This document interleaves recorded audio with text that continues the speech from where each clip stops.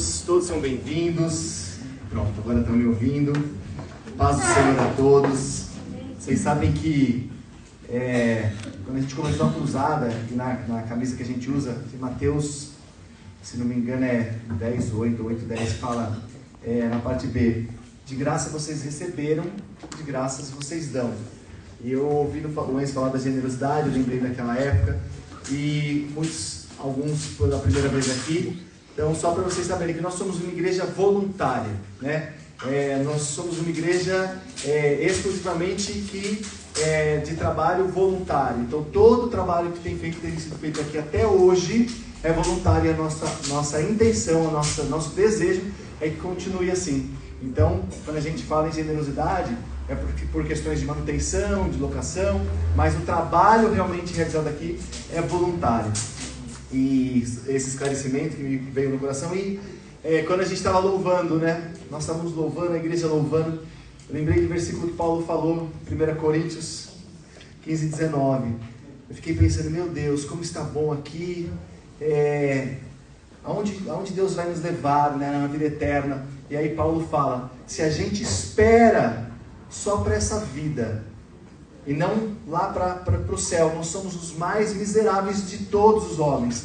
Então a gente está aqui, mas a nossa esperança é no céu. É imaginar que se aqui está bom, se aqui Deus se manifesta, se ele se apresenta a nós, como o Rodrigo falou, nos quebranta o coração. Essa semana tem sido uma semana de quebrantamento. Então eu creio que isso foi transmitido e me veio isso no coração, né? Como é bom ter essa esperança no céu. Glória a Deus, amém.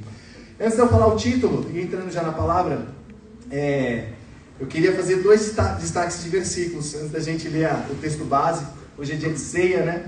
Em Romanos 11:33, ali no finalzinho, na parte final, mais que a parte B do versículo, fala assim, né? Quão insondáveis são os caminhos do Senhor, quão complexos, né? Quão inacreditáveis são os caminhos do Senhor.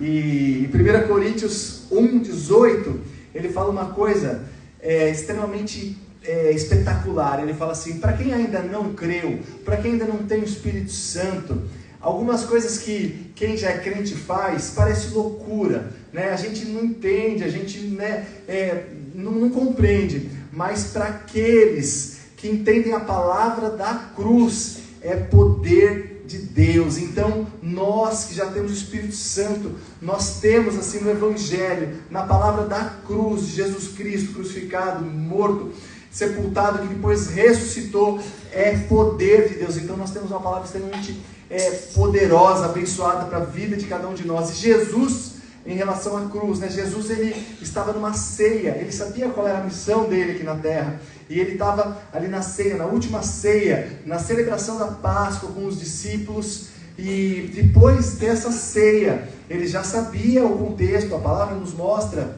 mas ele saiu dessa ceia, dessa mesa, e ele foi para o Monte das Oliveiras, para o Getsemane, e ali ele foi preso, e depois de preso ele foi condenado. Ele foi condenado religiosamente perante o Sinédrio, ele foi condenado civilmente junto a Pilatos, e aí ele foi crucificado. E a gente vai ler um texto a partir do momento onde ele estava sendo crucificado. E o que eu quero destacar para vocês, e é um tema para a gente entender dessa manhã, que é caminho sobrenatural. Jesus, ele saiu da mesa, ele saiu da ceia e foi para a cruz, como a gente falou aqui agora, como a Bíblia coloca, foi para a cruz. E esse caminho que ele fez foi um caminho para que a gente pudesse sair da cruz com Jesus e termos a mesa que nós temos hoje. Então é um caminho inimaginável aos nossos olhos, à nossa mente, mas Jesus sai da mesa e vai para a cruz, para nos poder permitir sairmos da cruz com ele e termos a mesa aqui hoje, e a mesa no céu, a bodas do Cordeiro, a comunhão eternamente no céu. Então esse é o mais sobrenatural de todos os caminhos, e é a nossa maior esperança como cristãos. Então nós vamos ler o texto, Lucas 23, de 33 a 46. Lucas 23, de 33 até o 46. A minha NA, se o João quiser colocar, eu vou lendo. Aí eu vou pedir só para vocês lerem 3 versículos. Os versículos que eu vou pedir para vocês lerem vai ser os versículos onde Jesus falou. Jesus falou ali na cruz, e as palavras dele se estendem até hoje para a gente. E essas 3 frases desta passagem, que nós vamos ler essas 3 frases, nós vamos entender 3 ensinamentos extremamente poderosos para a gente praticar no nosso dia a dia, a vida toda, em especial num dia como hoje, um dia de ceia. Então, Lucas 23, de 33 até o 46, começa falando assim: quando chegaram ao lugar chamado Calvário, ali o crucificaram, bem como aos malfeitores, um à sua direita, outro à sua esquerda. Mas Jesus dizia, leem para mim, por favor. Mas Jesus dizia: Pai, perdoa-lhes, porque não sabem o que fazem. Então, o povo estava ali e observava tudo. Também as autoridades zombavam e diziam: salvou aos outros, que salve a si mesmo, se é de fato Cristo de Deus, o escolhido. Igualmente os soldados zombavam dele e, aproximando-se, trouxeram vinagre, dizendo: se você é o rei dos judeus, salve-se a si mesmo. Acima de Jesus estava a seguinte inscrição: este é o rei dos judeus. Um dos malfeitores crucificados blasfemava contra Jesus, dizendo: você não é o Cristo? Salve-se a si mesmo também, e a nós também.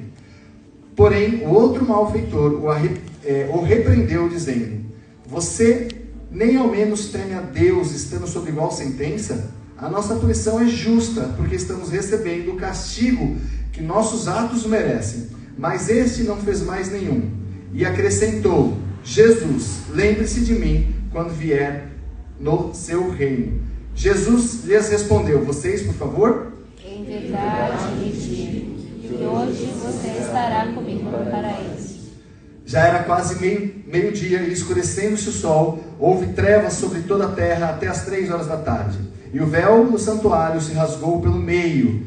Então Jesus clamou em alta voz. Por favor, todos nós juntos agora: Pai, nas tuas mãos entrego o meu espírito. Amém. Em nome de Jesus, que o Espírito Santo fale essa noite, não seja essa manhã, que não seja palavra de homem, mas seja o Espírito e o poder de Deus nas nossas vidas, em nome de Jesus. Amém. E então esses 3 ensinamentos, né? O que Jesus fala, essas 3 frases que nós lemos. A primeira é simples, ele pede perdão, ele ministra perdão. Jesus, ele tinha sido injustiçado, extremamente injustiçado, mas ele ministrou perdão. Então, quando nós olhamos para a cruz, um dos ensinamentos é o perdão. Jesus, ele tinha sido maltratado, ele tinha apanhado, ele tinha sido cuspido, tinham batido na cabeça dele, tinham colocado coroa de espinhos, ele tinha sido torturado de uma maneira absurda, mas ele ministrou perdão para aqueles que fizeram isso. Ele diz: Senhor, eles não sabem o que fazem. Jesus, ali no versículo 35, 36, 37 e até o 38, a gente vai ver que as pessoas zombavam, chacoteavam, debochavam, as autoridades, os soldados, as pessoas que estavam lá realmente faziam com que tudo que era possível para destruir a imagem, para acabar com Jesus. E Jesus ainda assim ministrou perdão para todas aquelas pessoas. Pai, perdoa, eles não sabem o que fazem. Vem falar ali no texto, no versículo 39, que também blasfemavam, né? A blasfêmia é o deboche de cunho espiritual. A blasfêmia é a zombaria de cunho espiritual. Então eles falavam assim: você não é o filho do homem? Então salve-se a si mesmo. Você não é o rei, você não é o filho de Deus. Então era a zombaria de cunho espiritual, a blasfêmia. Então eles blasfemavam contra Jesus. Eles queriam acabar com a imagem de Jesus. Eles queriam não só enterrá-lo embaixo da terra, crucificá-lo, enterrá-lo, mas como a vida dele, a história dele, a moral dele. Eles queriam que todos que estivessem ali percebessem, segundo a visão deles, que Jesus não merecia respeito, e fizeram o possível para que aquilo fosse imputado a Jesus. Mas Jesus ministra perdão. Pai, perdoa, eles não sabem o que fazem. E aí eu fico pensando na minha vida. Quantas coisas pequenas nos impedem de liberar perdão para as outras pessoas. Quantas coisas banais, quantas discussões tolas, terrenas, que envolvem talvez coisas materiais, disputas, ciúmes, invejas, que nos impedem de dar perdão. E Jesus tinha apanhado, estava sendo crucificado, ia ser morto, estava sendo zombado, estavam blasfemando, e ele falava: Deus, perdoa essas pessoas, né? Lembrei agora de Estevão também, da mesma forma, ali em Atos, o primeiro mártir cristão depois da morte de Cristo. Ele vem dos céus abertos, perdoa essas pessoas. Então, o poder do perdão, e a gente acha que o perdão é para o outro, né? O objetivo não é falar do perdão de uma forma mais longa, mas o perdão é para a gente. O perdão é para a gente. Duas ilustrações rápidas sobre o perdão. Diz que quando a gente não perdoa, a gente prepara o veneno para o outro, mas é a gente que toma todos os dias. E também, uma das formas que usavam antigamente de tortura, quando você cometia um crime, um assassinato, era amarrar uma pessoa do seu lado, e obviamente com a pessoa amarrada aqui do seu lado, a pessoa morta que você assassinou, com o passar do tempo, essa pessoa ia apodrecendo, putrefando, e a gente ia morrer também, né? Com a pessoa amarrada. E a falta de perdão é isso. A gente amarra uma coisa morta e a gente que vai ficando amargo, a gente que vai perdendo as forças. Então, libera perdão. Se não for por outro, por seja que você decida, tem que ser pelo outro, mas Deus vai ministrar. Então, primeiro ele nos ensina a perdoar. Depois, a gente vai ver o segundo ensinamento de Jesus. Primeiro, fala comigo: perdão. O segundo ensinamento vai estar ali no versículo 43. No versículo 43, salvação. Então, perdão segundo salvação. Jesus fala assim: em verdade vos digo que hoje estará comigo no paraíso. Jesus, ele não foi poupado, mas poupou todos nós. Jesus esvaziou-se, abriu mão de si mesmo, da vida, ele se entregou, ele foi crucificado, ele não quis ser poupado, ele permitiu, o plano de Deus perfeito se cumpriu na vida dele, para que nós fôssemos poupados do castigo que nós mereceríamos em razão da queda de Adão e da quebra da nossa comunicação direta com Deus. Então, a salvação, Jesus não se poupou para poupar cada um de nós. E a gente vai ler ali no versículo 40, que está falando dos malfeitores, e a Bíblia é perfeita, espiritualmente inspirada, da maneira como ela coloca ali na crucificação dois malfeitores, e vai trazer os exemplos. Mas Jesus, ele amou aquelas pessoas. Ele provavelmente, não sei, mas não fala na Bíblia se ele tinha visto, provavelmente não conhecia, não sabia quem eram malfeitores, criminosos, bandidos, pessoas que, como fala o texto, mereciam estar ali, mas Jesus amou essas pessoas, e a eles também ofereceu salvação. Se aqui entre nós, imagino que dificilmente tem alguém com um currículo tão pesado quanto aqueles malfeitores, aqueles bandidos que estavam sendo crucificados, e Jesus amou eles de uma maneira tão poderosa, que no último instante de um deles, pelo arrependimento, levou a salvação. Imagina para nós, né? Então, cuidado, Jesus não faz acepção de pessoas. Para Jesus não tem pobre, rico, preto, branco, que fala bem, que fala... Não, nós somos iguais. É um amor absurdo, é um amor insondável, incomparável. Então, o amor que Jesus tem, né? Então, a gente aprende através dessa salvação. Primeiro ensinamento, perdão. Segundo, a salvação que vem de um amor sobrenatural, um caminho sobrenatural que nos traduz e nos fornece, nos possibilita, como cristãos, onde a palavra da cruz é poder, liberar perdão sobrenaturalmente, amar sobrenaturalmente. E tem dois exemplos assim, logo na sequência, né? A salvação, ela é graça, nós não merecemos, é a misericórdia de Deus. E aí no versículo 41 e 42, eu vou ler com vocês, só para a gente entender que Jesus coloca a tipificação, primeiro da misericórdia e depois da graça, ali naquela situação, para que a gente aplique nas nossas vidas e entenda que nós mereceríamos ser castigados pelo nosso histórico, pela queda original, do pecado original lá em Adão, mas ele não nos castiga. Então nós não recebemos o castigo que mereceríamos, e pela graça dele nós também recebemos o que não mereceríamos. Então no versículo 40 ele vai falar assim: olha, você nem ao mesmo teme a Deus, estando sob nossa sentença.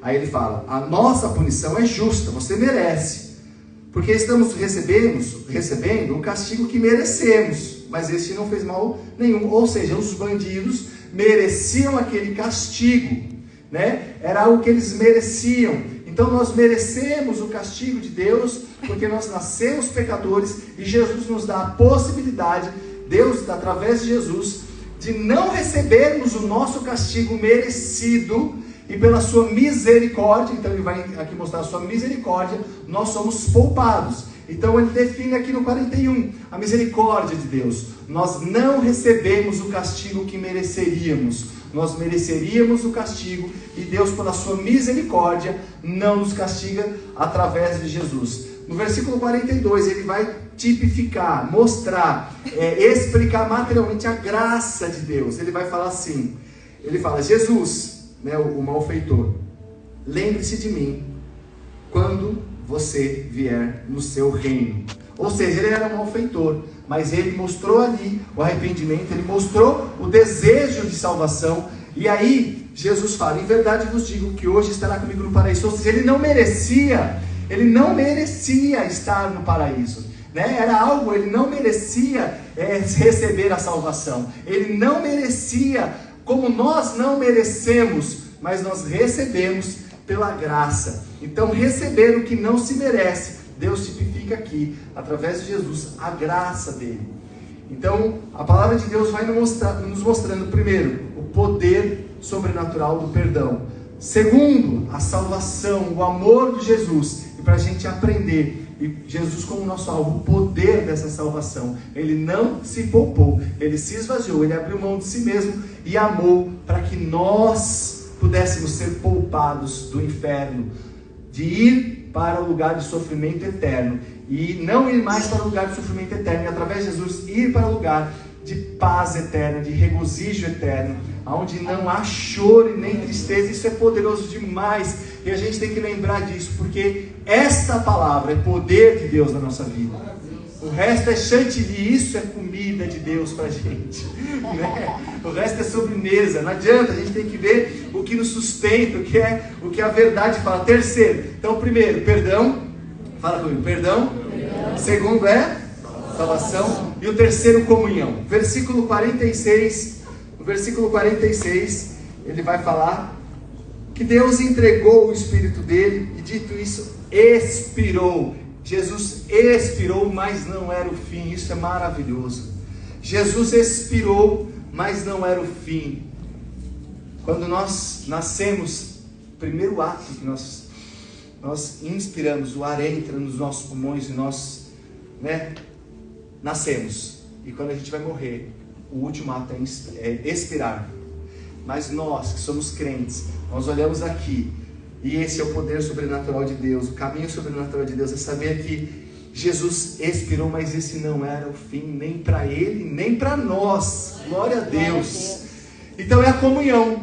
Terceiro ensinamento, a comunhão. No versículo 44, um versículo antes, ele fala que o véu do santuário se rasgou, né? O véu ali do templo, onde dividia o santo dos santos, aonde só o sumo sacerdote entrava anualmente para falar com Deus. Esse véu se rasgou de cima para baixo, era um véu grosso, um véu grande, e esse véu, historicamente falado nos 3 evangelhos, depois de um acontecimento sobrenatural, da terra tremer, da escuridão do meio-dia até 3 horas, acontecimentos sobrenaturais ali naquele instante da crucificação de Jesus acontecendo. O terremoto, as rochas se fenderam, fala no Evangelho de Mateus e Marcos, que as rochas se fenderam, e naquele momento mortos ressuscitaram, reviveram, e ele vem falar que o véu se rasgou de cima a baixo. E a comunhão, porque o véu veio de cima a baixo, para mostrar que era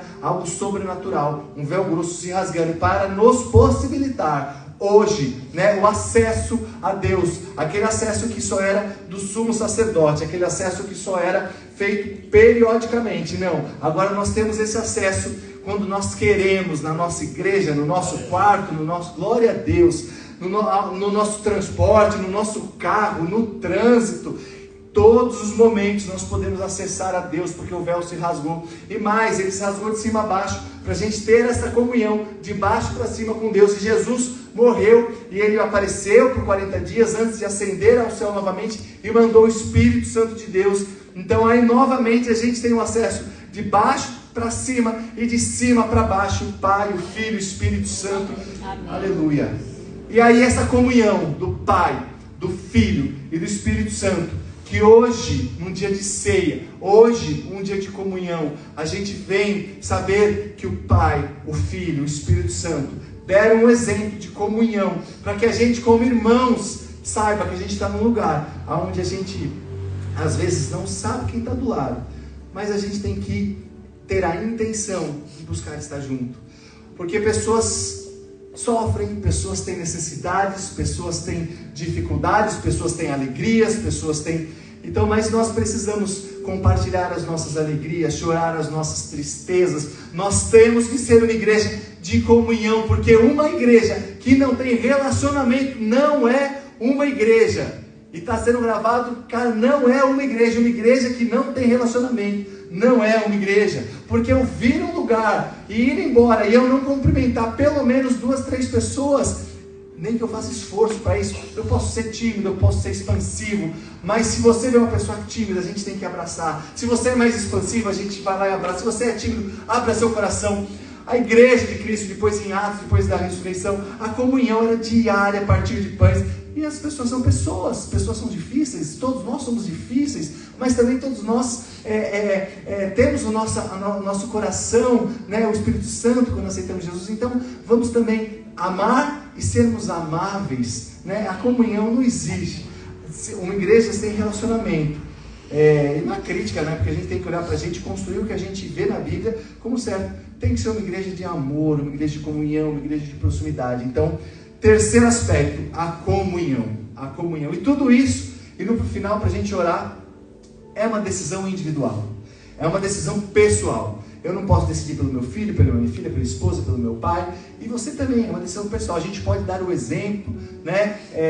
Através das nossas ações, porque, como diz o ditado, né, na Bíblia, a palavra, ela é importante, mas o exemplo ele vai registrar, ele vai mostrar muito mais, né? Então os meus atos têm que corresponder ao que eu falo, porque senão é hipocrisia. Isso é hipocrisia, quando eu falo uma coisa e faço outra. Então, depois a gente vai ver aqui 3 tipos de pessoas, para encerrar e a gente orar. 3 tipos de situações dessa decisão individual. A primeira vai falar no versículo 49, vou falar o 47, 48 e 49 que nós não lemos. Depois você lê, eu vou falar para você o que é. 49 são pessoas que já conheciam a Cristo, pessoas que já tinham fé em Cristo, pessoas que não precisaram ver Ele morrer, ressuscitar, o céu ficar preto, a rocha fender, Ele não precisaram ver nada disso, mas já criam nele como Salvador. E essas pessoas, no versículo 49, diz que elas estavam lá observando. E aqui tem pessoas que já creem em Jesus, já vivem com Jesus, já têm a fé em Jesus. Então essa manhã eu vou orar para acontecer com a gente o que aconteceu com aquelas pessoas que viram tudo isso. Elas viram o perdão de Deus, elas viram a salvação, o amor de Deus, elas viram a comunhão que Deus coloca ali, essa importância. E a partir desse momento, depois da crucificação de Jesus, a partir de Atos, ali onde Jesus se mostra vivo, ressurreto, e a descida do Espírito Santo, essas pessoas fazem milagres e maravilhas, porque elas não conseguem aguentar dentro delas a paixão, o amor, o poder da cruz. Então que a gente saia, nós que já somos seguidores de Jesus, com o nosso coração, a palavra da cruz é poder para aqueles que creem, em nome de Jesus. Essa é a primeira oração. A segunda oração, tinham pessoas ali, como o versículo 42 fala, aquela pessoa que era um malfeitor, mas que naquele momento ele viu aquela situação, e ele se converteu, e ele talvez, ou pode-se afirmar biblicamente, que ele, o caminho sobrenatural dele, ele foi da cruz para o paraíso, porque Jesus fala, ainda hoje estará comigo no paraíso. Então esse malfeitor que se arrependeu, colocou-se nas mãos de Jesus, a palavra fala, ainda hoje estará comigo no paraíso. Então olha o caminho sobrenatural. Alguém estava sendo crucificado, que reconhecia os seus crimes, ele saiu da cruz para o paraíso. Então talvez aqui tenham pessoas hoje que ainda não sabem de Jesus, conhecem sobre Jesus, mas ainda não colocaram a sua vida nas mãos de Jesus, para ter esse caminho sobrenatural, de sair do natural e ter a herança eterna, que é o céu, a vida eterna, e nós vamos orar por isso. E por último, existia um grupo de pessoas, no versículo 47 e 48, vai falar do centurião, né? O centurião é aquele que coordenava os romanos, 100 soldados, né? Centurião, que estavam ali participando da crucificação, fazendo todo o processo ali de crucificação, e que judiavam, zombavam. O chefe deles falou assim: agora eu reconheço que este, em Lucas fala, é um homem justo, Mateus e Marcos falam que este é o Filho de Deus. Então o centurião, depois de ver aquilo, já tinha passado, já tinha acontecido, ele não podia voltar atrás, mas ele reconhece. E diz no versículo 48 que muitas pessoas, uma multidão, todas as multidões, saiam batendo no peito. E o bater no peito na Bíblia é que nem a oração do publicano, batendo no peito de arrependimento, quer dizer arrependimento, como quem diz: o que eu fiz? O que eu fiz? Precisaram ver a rocha fender, o céu ficar preto, precisaram ver todas aquelas maravilhas, mas fez com que o coração deles mudasse, eles reconhecessem, como o centurião falou, esse é um homem justo, esse é o Filho de Deus. Então talvez pessoas hoje que vão sair daqui e ouvir a palavra, mas nós vamos orar também como igreja, para que ao saírem, ou na sua casa, que venha ali uma visitação poderosa, e você entenda o poder e a importância de Jesus nas nossas vidas. Amém? Então vamos orar e colocar isso na mão de Deus, porque não é a nossa oração, não é a nossa vontade, não é o nosso coração, mas é o poder de Deus, da palavra de Deus, da cruz de Jesus é que tem poder. Senhor, em nome de Jesus, nós te louvamos e te engrandecemos, Pai, porque o Senhor é o Rei dos Reis, o Senhor dos Exércitos, o Senhor tudo pode, o Senhor tudo criou, o Senhor tudo fez, o Senhor está aqui nesta manhã, o Senhor nos ama, o Senhor faz com que a gente seja perdoado, que a gente possa perdoar, o Senhor nos dá salvação, nos ama, nos permite amar, o Senhor nos dá um lugar para termos comunhão. Nós te agradecemos, Pai, para nós que já estamos, Senhor, trilhando um caminho cristão, e desperta, Pai, desperta, aviva, renova, Pai, em nome de Jesus, que a gente saia dali com aquela vontade, como aquele povo, Senhor, de te buscar, de se reunir, de orar, de pedir o Espírito Santo, de ver milagres, de fazer milagres, de estar, Senhor, vendo algo mudar, porque naquele tempo isso era impossível, e hoje o Senhor fez naquele tempo e pode fazer hoje, em nome de Jesus, Pai. Para nós que já somos cristãos, nos dê essa ousadia, Senhor, em nome de Jesus, Pai. Assim como ali naquele momento teve uma pessoa que ouviu sobre o Senhor, que entendeu o teu plano sobrenatural, o plano maior de Deus. Pai, se há alguém aqui essa manhã que entendeu e nunca entregou a vida a Jesus, toque no coração dessa pessoa, para que ela entenda, para que ela entregue a vida a Jesus. E você que está aqui essa manhã, se nunca fez uma oração, falando: Jesus, me escreve no livro da vida, eu quero morar no céu, na eternidade, onde não há choro, nem ranger de dentes, fala comigo ou com a Tamara no final do culto, e nós vamos orar e ler Bíblia com você, e nós vamos te discipular. E também, Pai, talvez aqui nessa manhã tenham pessoas que ainda, Senhor, estão discernindo a sua palavra, estão entendendo, estão recebendo o teu alimento. Pai, em nome de Jesus, o Senhor é perfeito e tudo o Senhor faz, e tudo tem o seu tempo. Mas, Pai, pedimos para essas pessoas uma visitação, como o Senhor visitou ali, mostrou através de milagres para o centurião e para uma multidão, para que essas pessoas entendam, Pai, o poder sobrenatural dos seus caminhos, Pai. Entendam que quando nós esperamos em algo que está por vir no céu, isso é algo sobrenatural, e que o Senhor nos oferece aqui em vida um caminho sobrenatural para nós trilharmos. Em nome de Jesus, toca essas pessoas, que o Espírito Santo as incomode, para que em nome de Jesus elas sintam desejo de estar na tua casa, entender a tua palavra, entregar a vida para Jesus. Em nome de Jesus que nós oramos e agradecemos. Amém. Amém. Glória a Deus. Aplauda Jesus como sinal de adoração a Jesus.